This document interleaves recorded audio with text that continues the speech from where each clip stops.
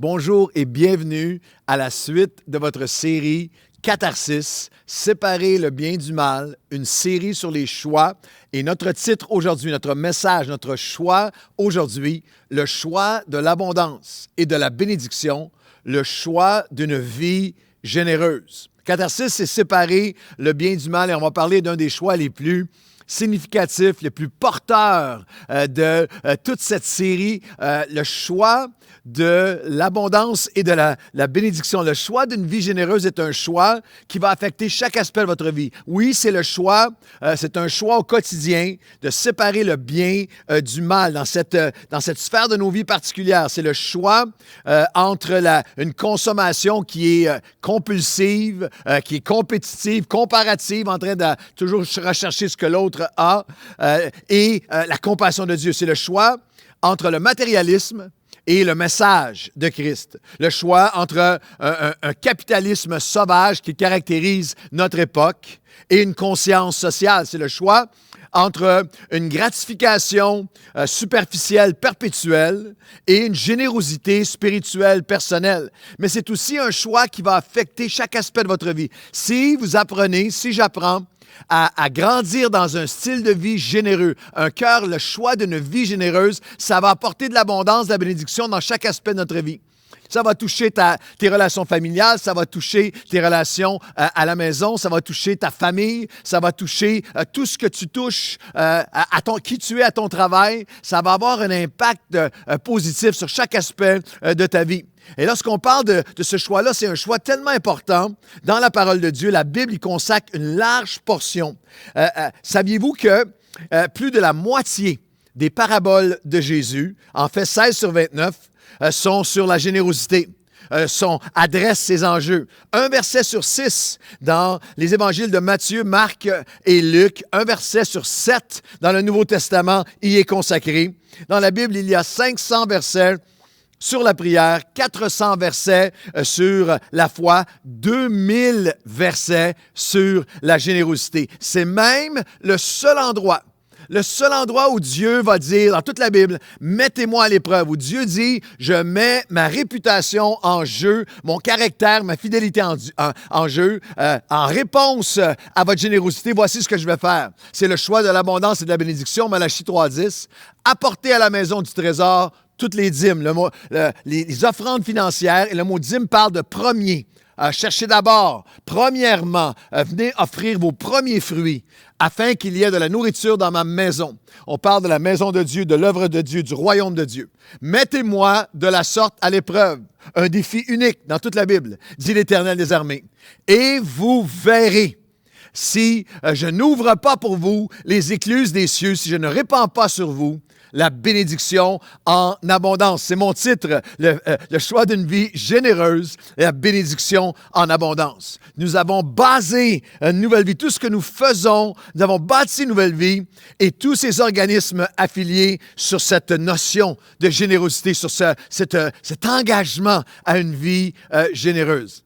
Lorsqu'on a débuté l'Église, en fait, quelques mois avant les débuts de l'Église Nouvelle Vie, j'étais avec mon père spirituel, le pasteur David Wilkerson. Nous étions ensemble. J'étais allé prêcher à New York et on marchait ensemble, 51e et Broadway. Et je voulais lui demander un conseil. J'étais un peu appréhensif parce que le pasteur David était quelqu'un qui n'était pas très friand des 7 clés, des clichés, des recettes toutes faites, 8 clés, 4 escaliers, 3 portes. Alors, mais je voulais lui demander, alors je me suis lancé, j'ai osé, et je lui ai dit, Pasteur David, si vous aviez un conseil, un fondement à nous donner pour l'Église Nouvelle Vie. On s'apprête à commencer, on est juste quelques dizaines de personnes, mais est-ce que vous avez une réponse pour moi, un fondement, un conseil spirituel? Et on marchait ensemble et il est devenu de plus en plus intense et il me dit, oui, il y a quelque chose qui est fondamental, mais je l'ai déjà partagé avec d'autres, des pasteurs, des jeunes leaders. Ils me disent, oui, mais ils ne le font pas, ou ils commencent à le faire, ils ne le croient pas vraiment, ils l'oublient lorsque les temps difficiles viennent. Est-ce que tu veux vraiment le savoir? Je dis oui. Est-ce que tu veux vraiment le savoir? Il devenait de plus en plus intense. intense. Et rendu à ce moment-là, je n'étais même pas sûr si je voulais le savoir. Je voulais juste survivre à la marche ensemble. J'étais commis, j'étais engagé, il était trop tard. Alors, j'ai dit oui, je veux savoir. Alors là, comme un enfant, son visage, toute sa physionomie a changé. Comme un enfant qui connaît un secret, un grand sourire. Et en fait, c'était ça. C'est un enfant de Dieu, un serviteur de Dieu qui connaissait un secret du royaume de Dieu. Il m'a dit, trouve les gens dans le besoin. Find the poor. Trouve les personnes qui sont dans le besoin, qui sont vulnérables, qui sont démunies et donne-toi, consacre-toi à rencontrer leurs besoins. Donne-toi à des gens, bâtis tout sur te donner à des gens qui ne peuvent rien pour toi en retour et vois. Watch how God will bless you. Regarde et vois et expérimente comment Dieu va te bénir. Ça fait 28 ans que nous avons fondé Nouvelle Vie sur cette confiance, sur cette foi, sur ce mode de vie. Nous avons répondu à ce défi de Dieu et lui a répandu sa bénédiction en abondance sur nous. C'est le choix de l'abondance et de la bénédiction. Jésus l'a enseigné de cette façon. Donnez et il vous sera donné. On versera dans votre sein une bonne mesure, serrée, secouée et qui déborde. C'était une expression qui parlait d'abondance. Je vous explique dans un moment. Car on vous mesurera avec la mesure dont vous vous serez servi. C'était l'image d'un Juif qui va au marché. Je les ai vus encore à notre ère moderne lorsque j'étais en Israël et plusieurs fois que je suis en Israël. Et avec leur longue robe, et il y a un tablier à l'avant. Et tu peux imaginer qu'il va aller acheter du grain ou quelque chose. Et là, il le met littéralement, on emplissait son tablier sur son sein, c'est pour ça qu'il dit dans ton sein. Et alors qu'il le portait, c'était vraiment l'image de serré, secoué et une image de débordant. D'abondance. Et Jésus dit littéralement, le sens de ce passage, c'est avec quelle mesure veux-tu être béni de Dieu? Quelle mesure de Dieu veux-tu avoir?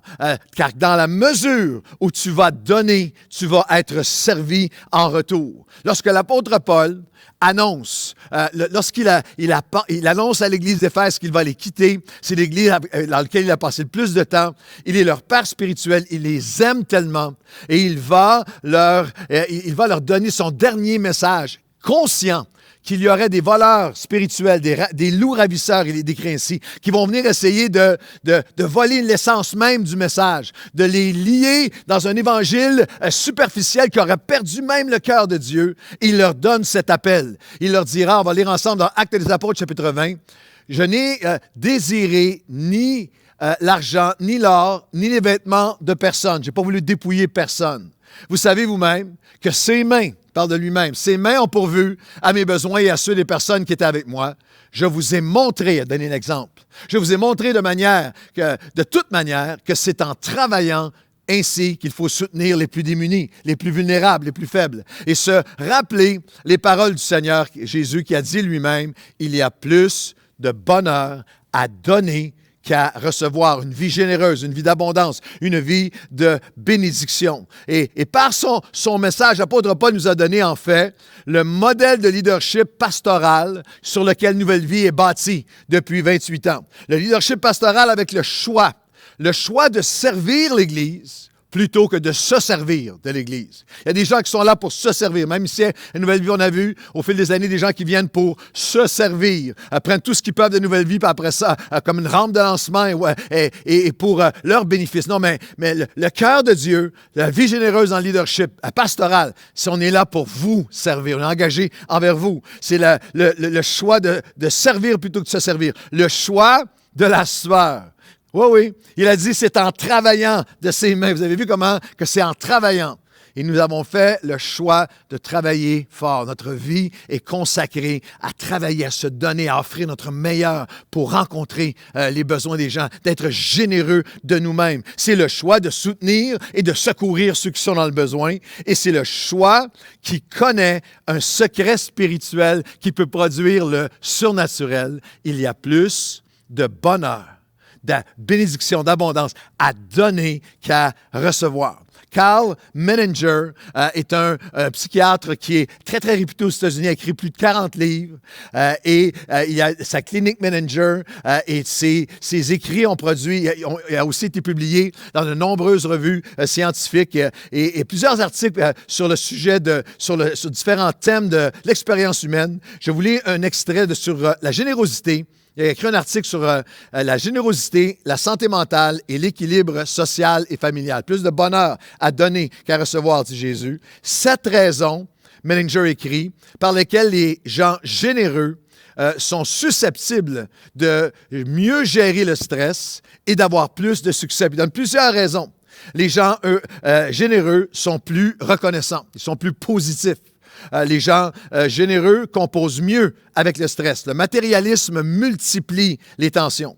Les gens généreux sont plus diligents, plus au travail, sont généreux de leur temps, leur ponctualité, de leurs efforts, sont de meilleurs employés. Les gens généreux sont plus empathiques, compatissants. Un niveau plus élevé de conscience et d'éthique sociale, communautaire ou même humanitaire. Les gens généreux sont plus libres. La convoitise, la poursuite sans limite de la convoitise matérielle, le matérialisme tend à lier les gens dans des plus hauts patterns, Menninger écrit, obsessionnels, compulsifs, anxiété. Les gens généreux ont de meilleures dynamiques relationnelles dans leurs amours, dans leurs engagements, dans leur mariage, dans leur famille, avec leurs amis. Ils sont généreux de leur temps, de leur amour, de leur encouragement. Ils sont généreux. Les gens généreux démontrent de plus hauts niveaux de confiance dans l'avenir. George Barna, lui, est la firme de sondage la plus réputée aux États-Unis, qui étudie depuis plus de 30 ans toutes les tendances et des comparatifs entre les milliers, les centaines de milliers, millions de chrétiens aux États-Unis et la société dans laquelle ils évoluent. Et année après année, ils posent des sondages très sérieux. Et encore une fois, récemment, 2019, le groupe Barna donne un sondage qu'encore une fois, l'adulte croyant, l'adulte chrétien demeure le donateur le plus généreux dans la société américaine. Large différence entre chrétiens et non-croyants au niveau de la générosité. Non seulement à sa cause caritative religieuse, mais plus généreux en général. En action bénévole, en organisme humanitaire, en soutien à des œuvres caritatives en général. Et c'est la genèse même, la naissance de l'Église dans le Nouveau Testament, dans les Actes des Apôtres. Bien qu'avant, on connaît leur culture comme étant, ils étaient très discriminatoires, ils étaient centrés sur eux-mêmes, mais lorsque l'Esprit de Dieu vient, l'Église des Actes, lorsque Christ ressuscité vit en eux par l'Esprit de Dieu, dans Acte 2, on voit qu'ils sont marqués par la générosité. Ils sont généreux avec leur temps, ils sont généreux avec leur talent, leur témoignage et leur trésor. Ils sont généreux avec leur temps. On voit les mots assidus à tous les jours. Ils continuaient, ils persévéraient. On les voit investir du temps dans le royaume de Dieu. Ils étaient généreux avec leur talent. Ceux qui étaient, on persévérait dans l'enseignement des apôtres. Ceux qui étaient enseignants offraient leur talent. Mais rendu à Actes des apôtres, chapitre 6, il y a 25 000 croyants. C'est une ville dans la ville. Alors, tous les talents possibles sont mis d'organisateurs, de structures, d'hospitalité, de travail artistique, mais à notre ère moderne, médiatique. Alors qu'on va reprendre très bientôt en présentiel, qu'on commence graduellement à reprendre en présentiel sur tous nos sites de Nouvelle Vie, nous allons, encore une fois, avoir besoin de centaines et centaines de bénévoles qui vont dire, moi, je m'en viens offrir avec générosité mes talents pour le royaume de Dieu. Ils étaient généreux avec leur témoignage. Oui, ils étaient ensemble, assidus, prières, louanges, communion fraternelle, mais aussi, nous lisons dans Acte 2, 47, qu'ils trouvaient grâce, faveur auprès du peuple, et le Seigneur ajoutait à l'Église chaque jour ceux qui étaient sauvés. Ils n'étaient pas nombrilistes. Ils n'étaient pas consommateurs spirituels, tournés sur eux-mêmes. Ils avaient un cœur pour l'extérieur. Dans leur témoignage, ils avaient trouvé faveur et touchaient la communauté par leur générosité. Et alors, le Seigneur ajoutait à l'Église ceux qui étaient sauvés. C'est ce qui prend place à Nouvelle Vie depuis 28 ans, même pendant la pandémie. Lorsque nous constatons avec émerveillement qu'au début de la pandémie, il y avait 12 000 abonnés YouTube sur notre chaîne. YouTube, 12 000 personnes qui suivaient. Maintenant, plus de 62 000. À chaque semaine, chaque mois, on reçoit des témoignages de gens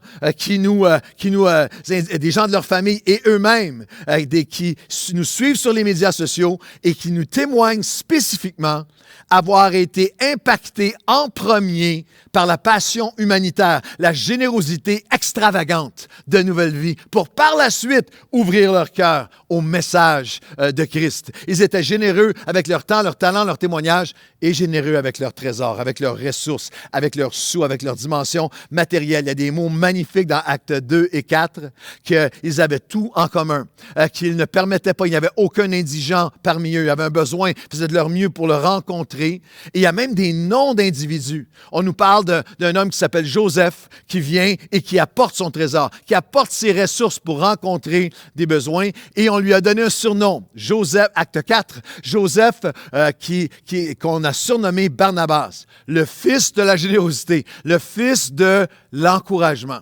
Et c'est une bonne question. Quel surnom est-ce qu'on vous donnerait à vous? Est-ce qu'on vous surnommerait comme chrétien le fils de l'encouragement? Je prie, nous nous donnons corps, âme et esprit afin que Nouvelle Vie soit caractérisée par la générosité. L'Église de la générosité, d'un style de vie généreux, à l'image du cœur de Dieu. Alors, on va regarder un texte où il y a 3 dynamiques simples, tellement pratiques et applicables pour nous, de ce choix d'une vie généreuse. Dans 2 Corinthiens, chapitre 8 et 9, c'est un contexte très, très pratique. L'apôtre Paul est en train d'enseigner l'Église de Corinthe et de les encourager, de leur donner les principes de Dieu pour leur générosité. Ils sont en train de recueillir des offrandes pour les croyants de Jérusalem qui sont dans une pauvreté abjecte. Et il nous donne 3 dynamiques, 3 dimensions d'une vie généreuse, du choix d'une vie généreuse. Et le choix d'une vie généreuse, c'est un choix qui élargit la notion du ensemble. Alors, on va lire ensemble le premier principe. Nous vous faisons connaître, 2 Corinthiens 8, 1 à 5. Nous vous faisons connaître, frères, la grâce de Dieu qui s'est manifestée dans les églises de la Macédoine. Au milieu de beaucoup de tribulations qui les ont éprouvées, leur joie débordante et leur pauvreté profonde ont produit avec abondance de riches générosités de leur part. On continue. Ils ont, je l'atteste, donné volontairement, selon leurs moyens, et même au-delà de leurs moyens, nous demandant avec de grandes instances, la grâce de prendre part à l'assistance destinée aux chrétiens.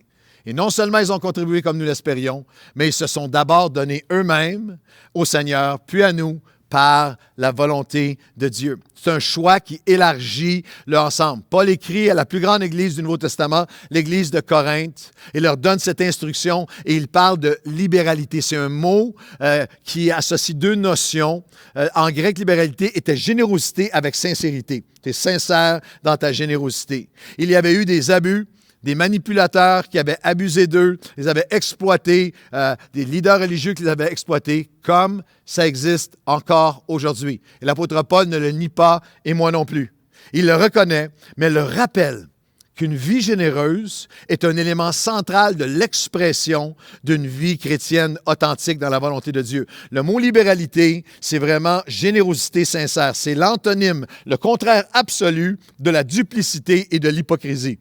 Il leur donne en exemple les chrétiens de Macédoine qui seraient aujourd'hui dans le nord de la Grèce. Et il leur donne l'exemple de ces croyants et qui ont donné avec une générosité extraordinaire aux chrétiens de l'Église de Jérusalem, et toute cette ville de Jérusalem, où à ce moment-là traversait une période de persécution, de pandémie, d'épidémie, de famine, de misère et de pauvreté extrême. Les historiens de l'époque en parlent. Et ce qui est saisissant, c'est que l'Église des Macédoniens qu'ils donnent en exemple ont donné alors qu'ils étaient eux-mêmes dans un état de grand besoin. Une joie débordante à donner, à être généreux, malgré leurs besoins et pauvreté profonde. Ils ont produit une générosité extraordinaire. Ils ont donné, dit Paul, ils ont fait le choix de donner sincèrement et avec sacrifice. Sincèrement, selon leurs moyens, et avec sacrifice, même au-delà de leurs moyens. J'ai vécu, j'ai lu un témoignage que quelqu'un m'a envoyé de notre Église. Je ne nommerai pas leur nom, mais je les remercie de leur transparence à partager ce témoignage magnifique. C'est un couple de professionnels de notre Église qui, pendant l'année de pandémie, se sont joints, comme des centaines d'autres, à un groupe Zoom, Nouvelle Vie, où des gens, et ils ont découvert, ils ont un groupe extraordinaire. À chaque semaine, ils ont un moment Zoom ensemble. Et il y avait dans le groupe une femme qu'ils ne connaissaient pas avant, une mamie de 78 ans. Ils se sont liés d'amitié avec elle et finalement, on commençait à faire des choses pour elle pendant la pandémie, aller lui porter des choses, s'occuper d'elle à différents niveaux. Et un jour, le lien s'est lié. C'est une femme qui était seule, loin de sa famille, avec peu de personnes dans sa famille. Et il y a tellement un lien qui s'est développé qu'à un moment donné, la dame leur a demandé, une des choses que j'ai besoin que vous m'aidiez, c'est que je ne sais pas comment faire un don en ligne à mon Église, à Nouvelle Vie. Elle n'avait jamais fait ça avant. Alors, ils l'ont aidé. C'était très confidentiel, puis il était très touché de la confiance. Puis elle dit, ben non, moi, merci, c'est vous qui m'aidez. Puis alors le monsieur m'écrit avec la permission de la dame, alors qu'il lui montrait comment faire, cet homme de l'Église m'a dit, et son épouse m'a dit, on a été tellement touchés par les montants qu'elle donnait. Elle a très, très peu de revenus. Puis bien sûr, c'est des montants qui étaient en chiffres, en montants bien inférieurs à ce qu'eux pourraient et pouvaient donner et donnaient. Mais la proportion de sa condition de vie et ce qu'elle donnait, puis elle avait dit, moi, je vais le donner, je le donne à chaque mois, et mettez-le pour les prochains 6 mois, je vais être sûr de ne pas manquer. Il y avait quelque chose de... C'est ça que l'apôtre Paul parle, de cette générosité. Les Macédoniens ont donné sincèrement, selon mes moyens, mais aussi avec sacrifice, au-delà même de leurs moyens, d'une manière sacrificatoire, demandant avec grande instance le privilège de donner. C'était pas une corvée, une obligation par peur, par manipulation forcée. Non, c'était une grâce, un privilège. Il savait qu'il donnait à Dieu, pour Dieu. Quelle joie, quel privilège. Et Paul dit quelque chose qui m'a percuté. Il dit, ils ont fait le choix d'une vie généreuse tellement extraordinaire que c'était au-delà de même de ce qu'on avait espéré, ce qu'on avait pu imaginer. Et je veux dire à tout le monde de Nouvelle Vie que c'est ce que je vis, moi, comme pasteur, avec vous, depuis les débuts de Nouvelle Vie. À chaque année. Assez ému, émerveillé, souvent défié, tellement ébloui par votre générosité, ensemble, au-delà de tout ce qu'on peut imaginer. Lorsqu'on a débuté Nouvelle Vie, quelques dizaines de personnes, nous n'aurions jamais pu imaginer que notre générosité ensemble, pour prendre les mots de Paul, que le choix d'élargir ensemble va produire avec abondance de riches libéralités, des choses inimaginables, au-delà de ce qu'on espérait, qu'on aurait pu imaginer. On n'aurait pas pu imaginer qu'à travers tous les organismes que nous soutenons, humanitaires, communautaires, locaux, nationaux et internationaux, que 15 000 personnes par mois seraient nourries, seraient vêtues. On n'aurait pas pu imaginer, jamais pu imaginer, peut-être que vous n'avez jamais réalisé que depuis les débuts de Nouvelle Vie jusqu'à aujourd'hui, ensemble, année après année, ensemble de manière cumulative, nous avons donné vers l'extérieur la valeur de ce que nous avons aidé à distribuer, contribué à distribuer, et de plus de 150 millions de dollars. Alors, il y a cette notion qu'ensemble, lorsqu'on laisse Dieu élargir notre cœur, vers l'ensemble. Parce que les Macédoniens ont donné malgré leurs propres besoins. Pourquoi? Parce qu'ils comprenaient qu'il n'y aura jamais une saison où je n'ai pas de besoin. Lorsque je suis... on l'a tous vécu, moi je l'ai vécu, que ce soit... Je m'en vais au collège, on fait les études collégiales, les études universitaires, alors là, on est pauvre, et c'est l'appartement, vit dans un 1,5 avec un coloc, et après ça, il faut payer les études, il faut rembourser les prêts étudiants. Puis après ça, c'est le premier appart, puis après ça, c'est le marché du travail. Puis après ça, c'est je vais me marier, je vais fonder une famille. Et après ça, bien c'est sûr, c'est le premier condo, c'est la maison, c'est les paiements, c'est les enfants, c'est le sport, c'est le hockey, c'est les ados, c'est les jeunes adultes, c'est leurs études collégiales. Tu penses que ça finit à 18 ans? Non, c'est un marathon, c'est un engagement de vie. Et après ça, c'est leurs études, leur futur, on les aide. Et après ça, ça va être la pré-retraite, ma retraite. Il n'y a jamais un moment où je ne suis pas dans le besoin moi-même. Et ils ont donné avec un cœur élargi. Le ensemble s'est élargi. Ils ont commencé à donner à distance à l'Église de Jérusalem, des gens qui étaient en famine, à 1500 km d'eux, qu'ils n'avaient jamais rencontrés, des gens qui ne pourraient rien leur apporter, des gens avec qui ils n'avaient culturellement rien en commun, des chrétiens judaïsants, juifs, eux, des chrétiens non juifs, mais il y a l'ensemble de Dieu. Ton besoin est devenu le mien. Il y a un ensemble qui est là, sans relâchement, malgré le fait que bien des chrétiens autour d'eux avaient arrêté de donner. L'apôtre Paul, il fait allusion, il y en a qui ont bien commencé, qui avaient arrêté, mais on dit non, nous, on est ensemble. Dieu élargit le ensemble. Ensemble avec les 15 000 personnes par mois qui sont nourries et vêtues. Ensemble avec des gens dans le CHSLD. Ensemble avec les communautés autochtones. Ensemble avec Haïti. Ensemble avec une douzaine de pays les plus défavorisés du monde. Ensemble avec des jeunes qui sont à la rue, aux prises avec les proxénètes, la criminalité, la délinquance. Ensemble avec eux. Les Macédoniens ont fait le choix d'une vie généreuse, d'un ensemble élargi, parce qu'ils ont compris que lorsqu'on reçoit la grâce de Dieu, lorsqu'on s'offre à Dieu, on doit répondre avec générosité. Ayant reçu la grâce de Dieu, ils se sont offerts eux-mêmes, offert leur vie à Dieu. On a lu le texte pour par la suite commencer à contribuer. Si on regarde la diapo suivante, je l'atteste, nous avons engagé Tite à achever chez vous cette œuvre de bienfaisance comme il avait commencé. De même que vous excellez en toutes choses. Excellez en foi, en parole, en connaissance, en zèle, à tous égards. Et dans votre amour pour nous, faites en sorte d'exceller aussi dans cette œuvre de bienfaisance. Wow, quelle question capitale. Est-ce que j'excelle en générosité? Et vous avez vu comment il a relié la générosité avec la foi, le zèle pour la parole de Dieu et l'amour. Ils ne sont pas authentiques. La foi, le zèle et l'amour pour la parole n'est pas authentique sans la générosité. Est-ce que j'excelle en générosité? Est-ce que je prétends vivre par la foi, avoir un zèle pour Dieu et connaître son amour sans être généreux? L'apôtre Paul nous dit littéralement que tu ne peux pas dissocier les deux. Exceller en générosité, c'est encore une fois pas une question de montant, c'est une question de croissance. Est-ce que je donne plus? Est-ce que je suis plus généreux de moi-même, de mon temps, de mes talents, de mon témoignage, de mon trésor?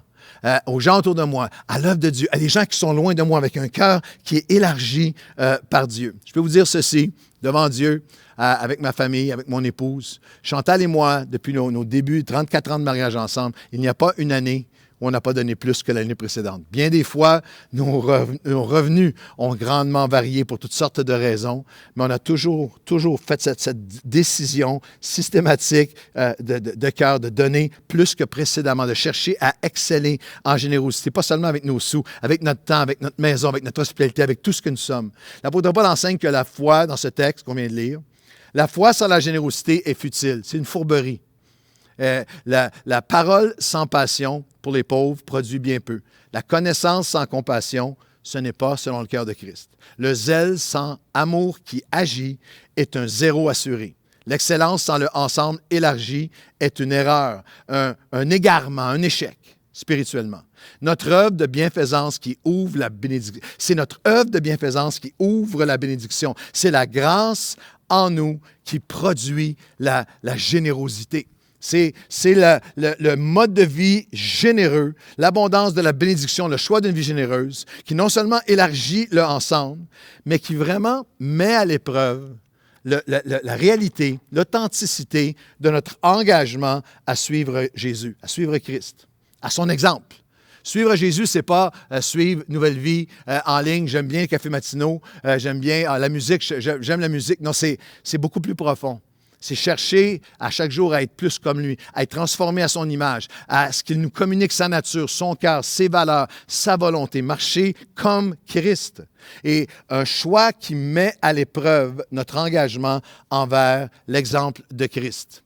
On regarde au prochain verset ensemble, un choix qui met à l'épreuve notre engagement. Je ne dis pas cela, je continue dans le texte de 2 Corinthiens 8. Je ne dis pas cela pour vous donner un ordre, mais pour vous éprouver, mettre à l'épreuve, par le zèle des autres, la sincérité de votre amour, votre charité, votre agapé.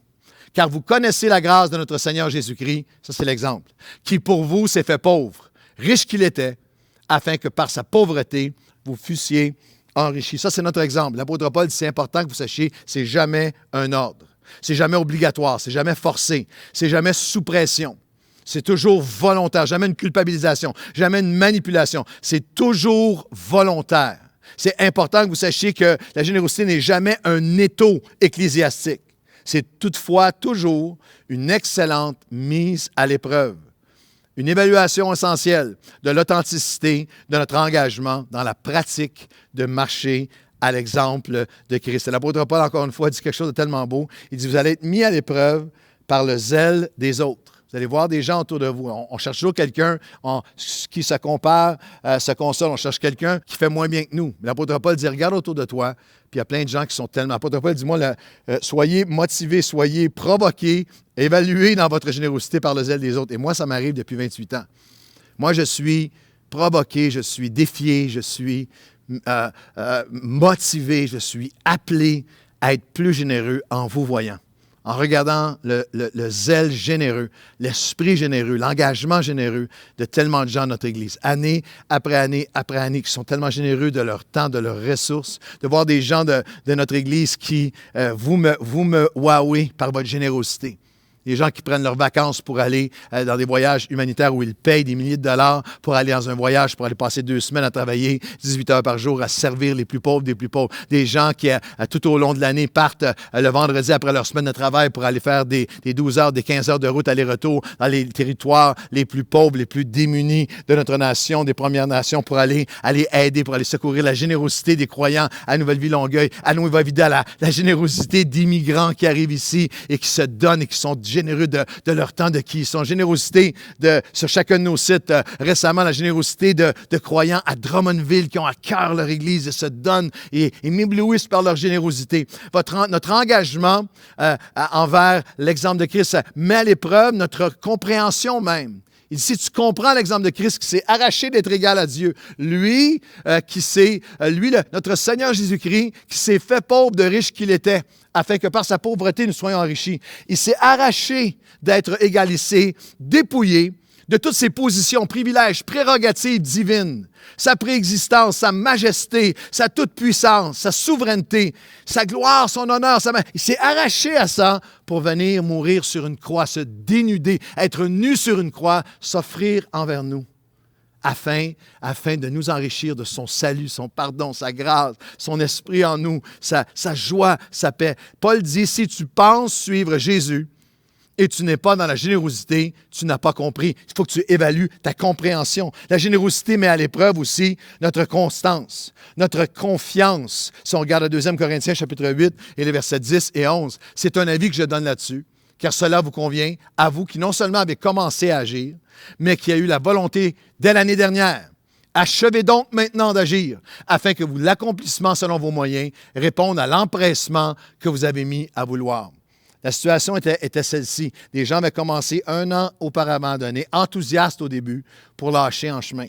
L'apôtre Paul dit non, la générosité met à l'épreuve mon engagement, ma confiance, ma constance.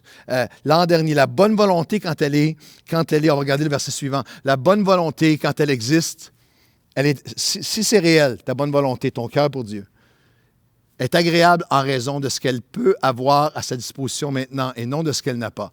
Grâce soit rendue à Dieu de ce qu'il a mis dans le cœur de Tite. C'est une affaire de cœur. Le même empressement pour vous. Littéralement, Paul enseigne que la générosité met à l'épreuve ma constance, ma confiance en Dieu. La bonne volonté, quand elle est vraie, elle est maintenant. La bonne volonté n'est jamais, la générosité réelle n'est jamais dans le un jour, dans le j'ai donné hier, je donnerai demain, peut-être plus tard, lorsque j'aurai plus. Le choix d'une vie généreuse n'est jamais dans autre chose que dans le avec joie, aujourd'hui, avec sincérité, avec ce que j'ai maintenant. Est-ce que je laisse Dieu toucher mon cœur? Parce que la générosité met à l'épreuve notre cœur envers Dieu. Dieu qui a mis dans le cœur de Tite. Dieu veut mettre dans ton cœur une portion du sien pour la générosité. Est-ce que tu vas le laisser agir? En une phrase, exceller. Pour ceux d'entre vous, je sais qu'il y en a de nombreux qui, comme moi, nous voulons exceller en générosité. Je voudrais exceller. C'est ce que l'apôtre Paul m'appelle. C'est ce que Dieu m'appelle à faire. Et c'est en une phrase dans le texte qu'on vient de lire. C'est l'amour qui agit afin d'achever, d'accomplir et de lui être agréable. C'est l'amour qui agit afin d'achever, d'accomplir. C'est toujours un fondement d'amour. Votre amour est relié avec l'amour et avec la foi. On peut donner sans aimer, mais on ne peut pas aimer sans donner. Et c'est toujours un amour en action. Vous qui avez commencé à donner. Est-ce qu'il y a des milliers, depuis les 28 ans de Nouvelle Vie, qui ont commencé à un moment et continuent à donner? Est-ce que vous avez commencé? Est-ce que vous savez que pendant l'année 2020-2021, il y a plusieurs centaines de familles qui nous suivent en ligne, qui ont commencé à donner pour la première fois? C'est magnifique. Est-ce que vous avez arrêté de donner? Est-ce que vous avez continué? Est-ce que vous avez persévéré? Parce que l'excellence dans la générosité, c'est l'amour qui agit afin d'accomplir et de lui être agréable. Il n'y a pas d'amour authentique sans action de générosité, et c'est l'amour authentique en action qui seul nous permet d'achever, d'accomplir et de lui être agréable. Or, sans la foi, nous dit la Bible, il est impossible de lui être agréable. Et il n'y a aucune sphère où notre foi est plus mise à l'épreuve que dans la générosité. Ça prend de la foi pour donner. C'est profondément spirituel de donner. Et il y a deux outils magnifiques, deux mesures pour nous aider à grandir dans cette générosité que la Bible nous donne. Pour mesurer est-ce que je suis vraiment en croissance dans ma générosité. Comment Dieu veut que je donne. Comment est-ce qu'il peut, deux outils pour qu'il me communique la nature divine. Parce que notre nature humaine du départ, prenez les enfants, moi j'ai eu 3 enfants, une fille adoptive, 2 petits-enfants, et les premiers mots de nos enfants, papa, maman, les premiers mots sont beaucoup plus « c'est à moi ». À moi. Regardez les enfants qui jouent ensemble et voici la philosophie de générosité d'un enfant pur, un enfant beau, innocent, il est tellement pur. La philosophie de générosité d'un enfant, si c'est dans ma main, c'est à moi. Si c'est dans ta main, tu le vois jouer avec ses amis. Si c'est dans ta main, c'est à moi. Si je le vois, c'est à moi. Si je le veux, c'est à moi. Si tu mets ton jouet par terre, je le prends, c'est à moi. Si je mets mon jouet par terre, c'est à moi. Si je brise mon jouet, c'est à toi. La parole de Dieu nous donne 2 modes pour évaluer, mettre à l'épreuve ma générosité. Voici comment nous entrons dans un chemin où on excelle dans la générosité. C'est le choix d'une générosité proportionnelle et systématique. Proportionnelle. Car il s'agit de vous exposer non de vous exposer à la détresse pour soulager les autres, mais de suivre une règle de justice et d'égalité dans la circonstance présente, votre superflu pourvoira à leurs besoins. L'apôtre Paul nous enseigne que Dieu n'est pas comme le télévangéliste ou le bishop, ou l'apôtre, ou le pasteur manipulateur qui te promet richesse et guérison si tu vides ton compte de banque et te ruines même à crédit pour son ministère. Non. L'apôtre Paul dit, c'est pas du tout, il ne s'agit pas de vous exposer à la détresse. C'est une générosité qui est proportionnelle. Chacun avec sa capacité, avec joie. Chacun a sa capacité, une règle d'égalité, de justice. Que littéralement, ce qui me motive, c'est que d'autres puissent avoir accès, que des enfants puissent avoir accès à de l'eau, à l'école, à avoir des familles à la nourriture, à la sécurité, à un toit, à un avenir, à un futur. C'est une règle que ce que mes enfants ont, ce que moi j'ai, que d'autres puissent y avoir par la grâce de Dieu, accès, c'est le cœur de Dieu. C'est un choix d'une générosité qui est proportionnelle et systématique. 1 Corinthiens 16, 1 et 2. Pour ce qui concerne la collecte en faveur des croyants, agissez vous aussi, c'est en action, comme je l'ai ordonné aux églises de la Galatie, c'est un commandement. Que chacun de vous, le premier jour de la semaine, mette à part, chacun de vous, il n'y a pas d'exception, mais met à part, le premier jour de la semaine, ce qu'il pourra, c'est proportionnel, selon sa prospérité, afin qu'on n'attende pas mon arrivée pour recueillir les dons. Ce n'est pas une générosité qui est dans le spectaculaire, qui est dans le spontané, qui est dans le sentimental. Fais-moi pleurer, Pasteur Claude, et montre-moi quelque chose de triste que je sois touché à donner.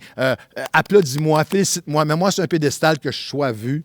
C'est très, très spirituel, très, très personnel, très devant Dieu, dans ma maison, en famille, ensemble. On met à part pour l'œuvre du Seigneur. C'est ça, c'est le systématique qui produit, qui fait en sorte que l'intention devienne implication et incarnation. C'est la générosité qui est annuelle qui amène l'accomplissement. C'est l'hebdomadaire qui honore Dieu. C'est le systématique qui produit le surnaturel.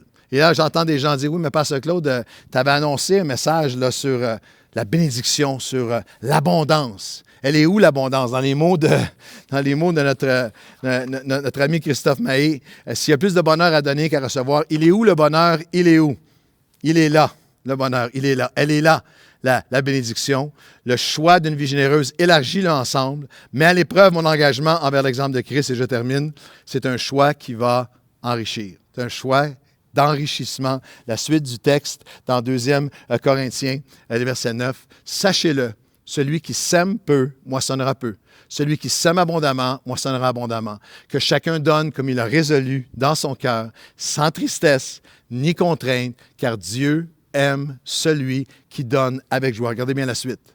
Et Dieu peut vous combler de toutes sortes de grâces, afin que possédant toutes sortes de bénédictions, toutes sortes de quoi satisfaire à tous vos besoins, vous ayez encore plus en abondance pour toute bonne œuvre. Sachez que celui qui sème peu, moissonnera peu.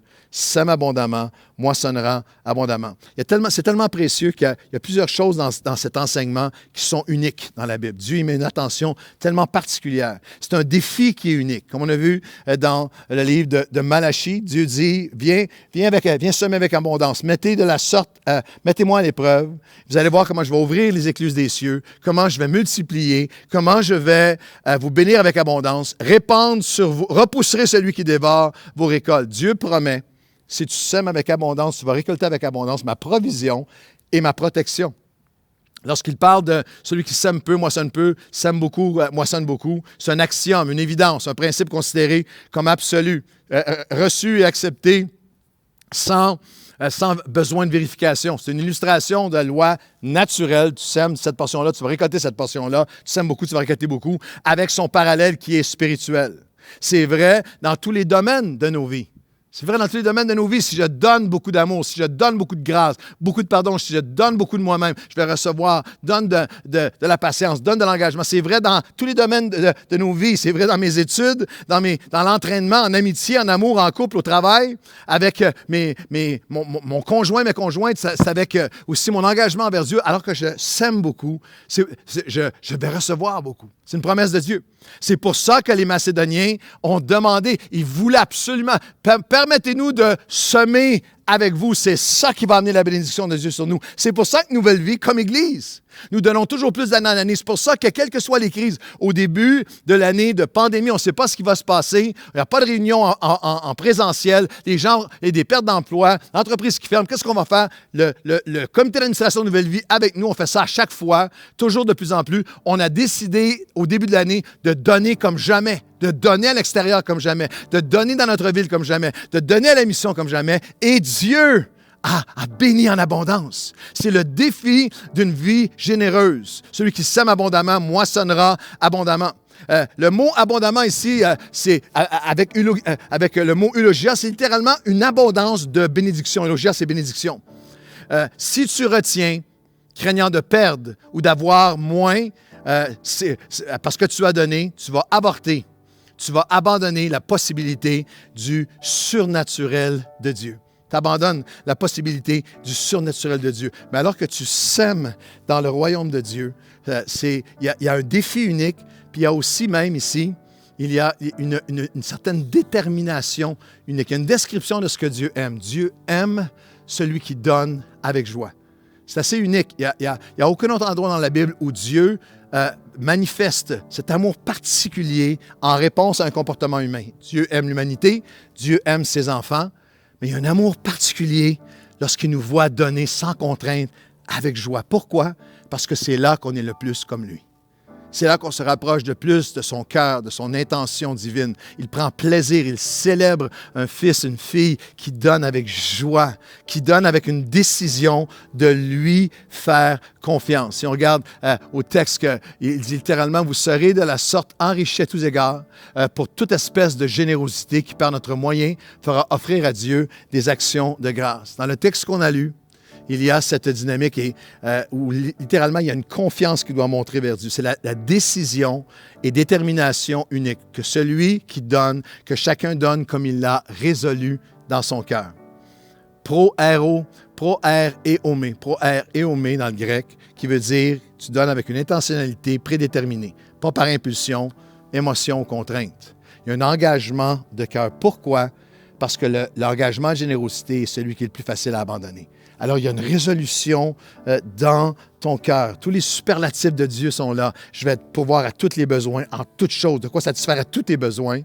Et la question est, est-ce que tu crois que Dieu peut? Et Dieu qui peut va... Alors, c'est toute une question de confiance. Est-ce que je suis prêt je suis prêt à entrer dans ce défi unique, cette description unique, cette détermination et décision unique, parce qu'il y a un désir unique. Avez-vous saisi qu'on donne afin d'offrir, vous allez être enrichi, pourquoi? Afin d'enrichir d'autres. À tous égards, pour toute espèce de générosité qui, par notre moyen, fera offrir à Dieu des actions de grâce. C'est le dernier verset de la journée. Car le secours de cette assistance, non seulement pourvoira aux besoins des chrétiens, mais il est encore une source d'abondance de nombreuses actions de grâce envers Dieu. En considération de ce secours dont ils font l'expérience, il y a des gens qui glorifient Dieu, remercient Dieu de votre obéissance dans la profession de l'Évangile et de la générosité et libéralité de vos dons envers eux et envers tous. C'est un désir très particulier. Les gens, la majorité des gens, cherchent l'abondance pour eux-mêmes. Mais Dieu dit, il y a un peuple sur cette terre qui va avoir un désir particulier d'être enrichi afin de pouvoir enrichir d'autres, d'apporter littéralement le secours de Dieu à d'autres. C'est le cœur de tout ce qu'on fait. Rencontrer les besoins les plus démunis qui vont expérimenter, grâce à vous, le secours de Dieu. Ils vont remercier Dieu. C'est ce qui prend place depuis 28 ans partout à travers notre ville, notre nation et le monde. Des gens qui remercient Dieu que vous avez fait plus que professer l'Évangile de Christ. Vous avez fait le choix d'une vie généreuse, d'enrichir afin d'être enrichi afin d'enrichir d'autres. Puis il y a plein de choses cette année qui vont prendre place à cause de votre générosité. Continuez et augmentez le nombre de personnes à travers tous les organismes qu'on soutient, 15 000 et plus, qui vont être nourris, logés, aidés, protégés, l'œuvre missionnaire, l'œuvre auprès des Autochtones, mais aussi l'œuvre sur nos 6 sites. Mais je vais terminer en vous disant un projet particulier qu'on met devant vous en terminant cette année, que le secours de l'Évangile puisse aller rejoindre la ville de Drummondville pour l'implantation de Nouvelle Vie Drummondville. Le pasteur David Mondor et son épouse Lison sont nos pasteurs là-bas. Aujourd'hui, ils ont une réunion présentielle là-bas. À Pâques aussi, on a trouvé les locaux qu'on va aménager dans les prochaines semaines et on dit à la ville de Drummondville, bienvenue chez vous. Une salle avec 250 places, un sanctuaire. L'investissement initial, un investissement de 350 000 $. La location d'un site accueillant 250 personnes. L'aménagement et rénovation pouponnière, 5 étoiles pour les enfants. Des classes aménagées avec les services pour les enfants. Le sanctuaire, les chaises, la sonorisation, les éclairages, les caméras, la bureautique, l'informatique. Ça prend tout ça. Pourquoi? Pour être une église d'impact, afin que des milliers dans la ville de Drummondville puissent dire « Nous remercions Dieu pour le secours de Dieu que nous avons reçu grâce à votre obéissance dans la profession de votre foi. Et Seigneur, nous voici. On s'offre à toi aujourd'hui.